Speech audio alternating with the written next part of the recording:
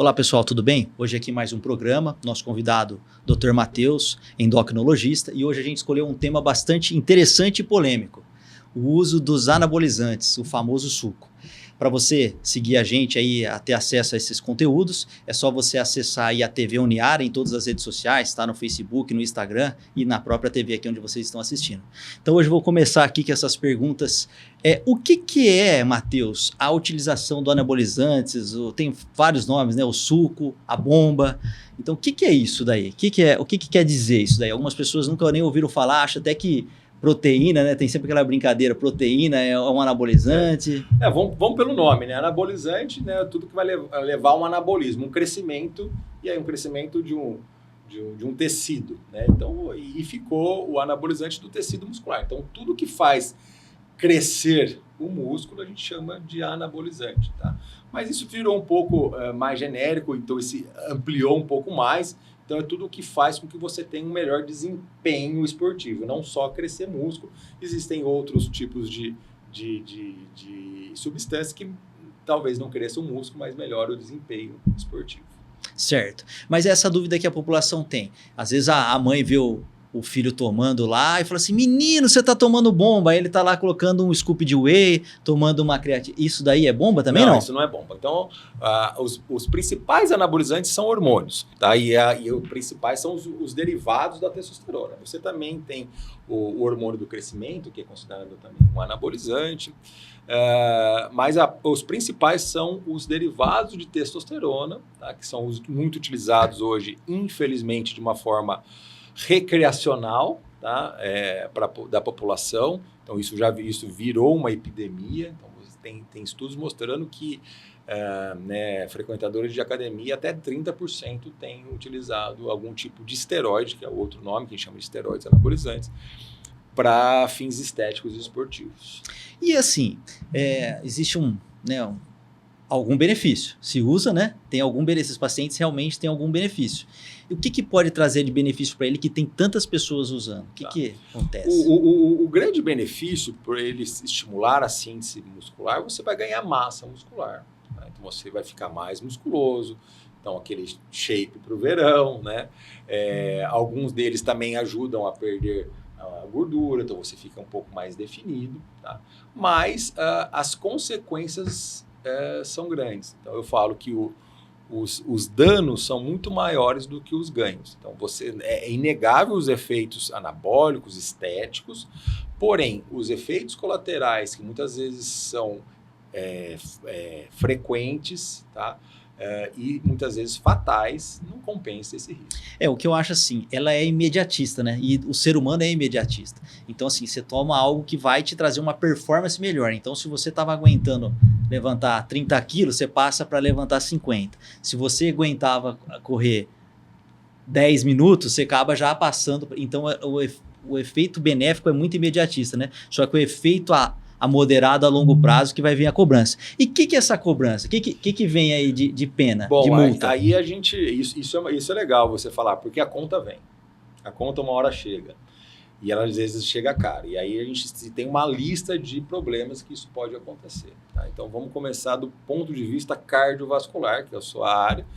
Então, esses pacientes têm aumento do colesterol ruim, diminuição do colesterol bom, aumento da viscosidade sanguínea, ou seja, o sangue fica mais viscoso, o sangue ele flui menos, tá? Isso leva, tá, a doenças tromboembólicas e ateroscleróticas. Então, o paciente tem mais chances de infarto, de AVC, de tromboembolismo, de embolia pulmonar. Tá? Então, do ponto de vista cardiovascular, tem isso. O músculo o coração é um músculo, então se você cresce o músculo do braço, você também cresce o músculo do coração, o que pode levar a uma hipertrofia cardíaca e esse crescimento é meio desorganizado, levando à fibrose cardíaca. E depois que a fibra fibrosou, né? O coração vai ficar insuficiente. Vai ficar com insuficiência cardíaca. E assim, eu acho que eu chamo a atenção já, né, pegando o gancho, é que algumas pessoas que prescrevem um anabolizante, na hora que eles virem alguma alteração ecocardiográfica, né, que é aquele ultrassom do coração, eles fala, isso aí é uma alteração normal pela atividade física. Realmente, alguns esforços extenuantes podem causar uma hipertrofia do coração, mas é diferente o tamanho da hipertrofia que causa do coração, né? E normalmente, quando você faz atividade física, se você diminuir um pouco a atividade física, essa hipertrofia melhora, diferente do uso do anabólico. Falando nisso, teve até alguns estudos demonstrando que mesmo que depois a pessoa para de usar anabolizante, a hipertrofia, muitas vezes até a insuficiência cardíaca, que é um desfecho que pode acabar acontecendo, o coração fraco, isso pode pendurar após a suspensão do medicamento. Então é algo que chama a atenção e cabe esse cuidado. Tem mais algum problema que ela pode trazer? Tem vários problemas, né?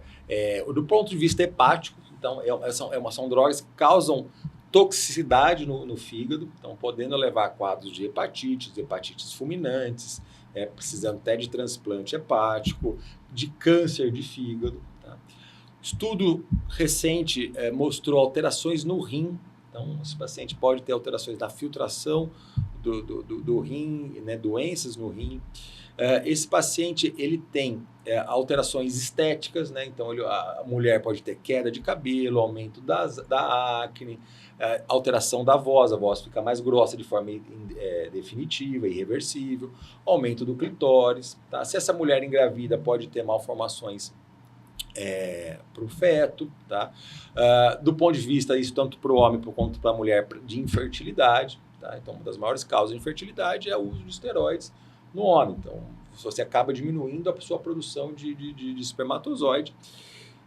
E o principal fator, tá, é a dependência química. Tá?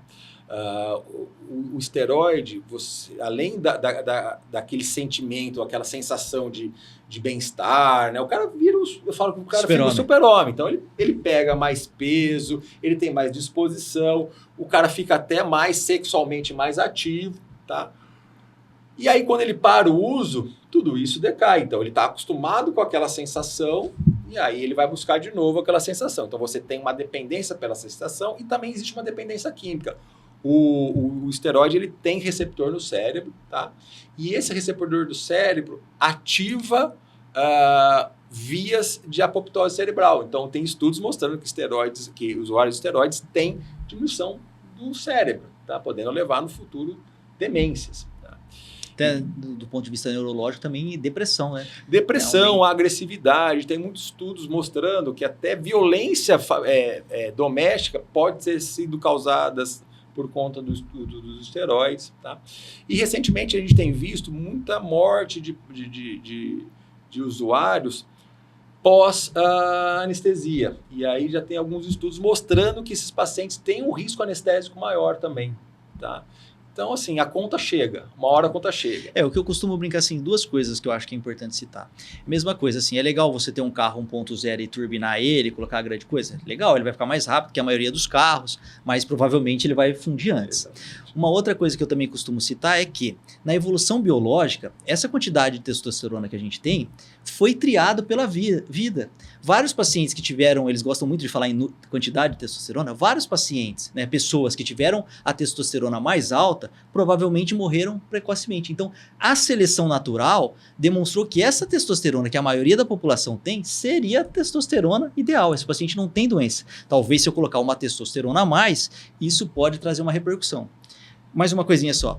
E aí, eles gostam muito de fazer associação, que realmente quem tem a testosterona mais baixa morre mais, assim como tem a testosterona muito alta, morre mais. E eles tentam fazer essa correlação, né, Matheus? Tem a testosterona mais baixa, morre mais, então logo vou dar a testosterona para morrer menos. Mas isso não é demonstrado nos estudos. Não é isso mesmo? Exatamente, perfeitamente. Então, primeiro, a gente tem estudos populacionais mostrando que os usuários de esteroides têm 3 vezes chances a mais de morrer do que uma pessoa que não usa.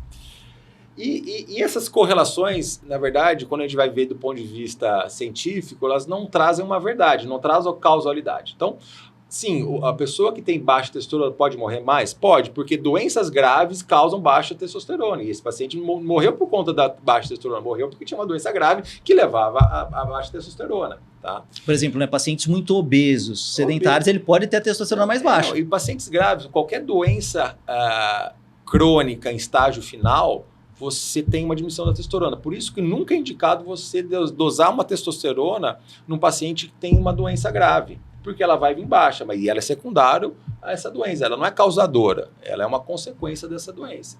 Tá? Tá? Então, existe um aumento da mortalidade. Eu também brinco, eu falo assim, dos pacientes que usam os esteroides e depois param de usar, que eles têm que se acostumar, porque eles andavam de Ferrari. E aquela Ferrari que ia fundir uma hora. Então, eles têm que voltar a tentar andar de gol, mas é um gol que vai levar ele para o resto da vida. Passagem, normalmente os gols são duráveis. Exato. Uma pergunta. Existe dose segura? Objetiva essa resposta. Não existe dose segura. Outra perguntinha. Mulher tem indicação de reposição de testosterona? Não, existe uma indicação só na literatura.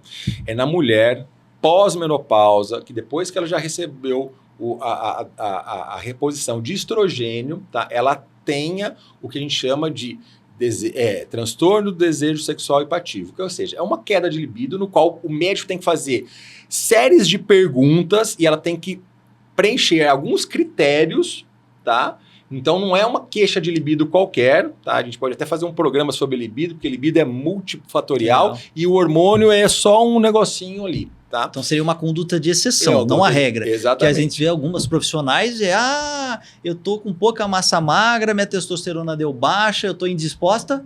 Qual que é a conduta? Testosterona. E foi legal você ter falado nessa dosagem de testosterona. Não se dosa testosterona em mulher, tá?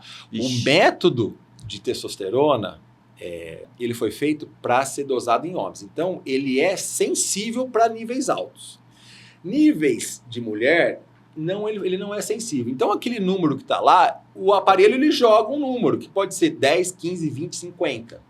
Tá? Ele vai ser sensível para níveis de homem, 300, 400, 200. Então, a chance de erro em níveis baixos, que é o que tem na mulher, é muito grande. Exatamente. Então, não existe nível baixo para mulher, porque não é sensível. Eu só doso testosterona em mulher quando eu estou suspeitando que ela tem uma doença na qual a testosterona dela é alta. Então, mulheres que têm tumor de ovário, tumor de adrenal, síndrome do ovário policístico, aí sim eu vou dosar o hormônio nessa mulher. Fora isso, não é para se dosar a testosterona na mulher. Se dosou, veio baixo, ok, é para vir baixo mesmo e não tem indicação de reposição, exceto nessa questão, que é a exceção da exceção da exceção. Então, a última perguntinha para a gente fechar o programa.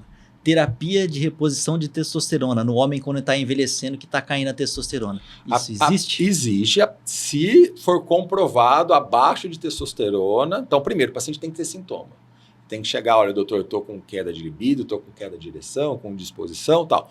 O principal sintoma, então, apesar de ser multifatorial, seria a queda de libido. A queda de libido, mais ainda, a queda de ereção. Porque libido, como eu falei, ele é multifatorial. Tá? O lado psicológico, acho que é uma das coisas que mais conta. Exatamente. Então, o paciente tem sintomas, você vai dosar a testosterona, você precisa de 2 testosterona baixa, e aí existe uma discussão na literatura o que é testosterona baixa, mas em via de regra, abaixo de 300.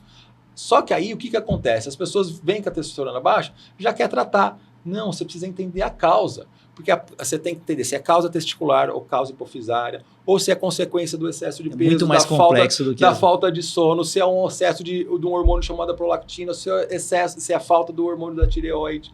Tá? Então é muito mais complexo do que a prescrição ali. Exato. Então não é aquela coisa, testosterona baixa é igual vou te dar testosterona. Não, você tem que fazer toda uma investigação, tudo bem. Lá no final, se comprovado isso e afastado outras causas, aí sim está indicado o uso da testosterona. Perfeito. Então é um programa polêmico, esse vai gerar bastante discussão. Acho que vão ter algumas pessoas comentando aqui com alguma diferença de opinião, mas tudo que a gente está falando aqui é baseado na ciência, em artigos, em diretrizes. Então não é nossa opinião, são opiniões da diretriz. Então a gente é bem catedrático em seguir isso daí. Espero que tenham gostado da dica, então eu vejo vocês no próximo programa. Sigam a gente nas redes sociais aí, a TV Uniara vai estar passando em algum lugar aí. E até o próximo episódio. Abraço!